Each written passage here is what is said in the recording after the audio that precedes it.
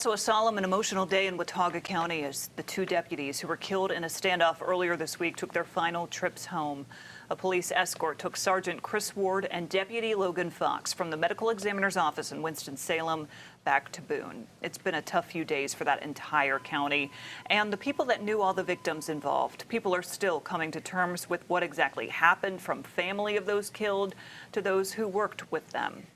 Fox 46's Derek Dellinger is live in the newsroom tonight. And Derek, we heard more about the deputies today, but also we heard from the family of George and Michelle Ligon, too. So what did they have to say? Well, it's safe to say that everyone we spoke with today is still raw about what happened. They are still searching for answers, but also doing their best to honor the memory of the lives of those that were killed. Today was a step towards healing, but as you mentioned, it was still tough. If there was ever any question of how much Wednesday's deadly standoff in Watauga County has affected people, you only need to look at this. The procession making its way through downtown Boone as hundreds stand by, honoring 2 of the 4 killed. Down the road, this is something that many came to watch and take part in. Sergeant Chris Ward and Deputy Logan Fox coming back to Boone one last time. It's beautiful. I never expected this big of a crowd. Nathan Trivet and Alex Green knew the deputies. I went to school with Sergeant Ward's daughter, and I knew both of them really good. He was just a joy. And Wendy Dees and Susan Sisk were George Ligon's sisters. The deputies were responding to Ligon's house on Wednesday when they were shot.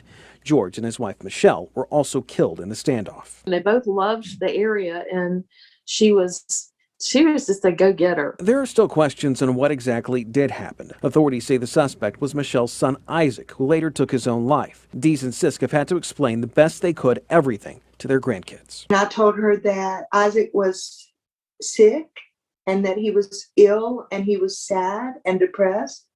And if they ever felt that way or knew someone that did feel that way, that they should talk to somebody. Between the Ligons and the deputies, there were some resounding themes: dependability, warmth, love. Loving, kind, there when you need them.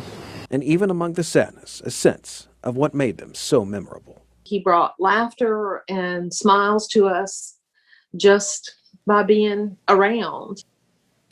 Now, there has been a lot of wondering about a public vigil for the community to come together. For now, and apparently it's because of COVID, that appears to not be happening. However, there is a community night of remembrance that will be coming up on Monday the 10th. That's about a week and a half from now. That will feature blue light bulbs in honor of the deputies killed and red ribbons in honor of the Ligons. Lindsay?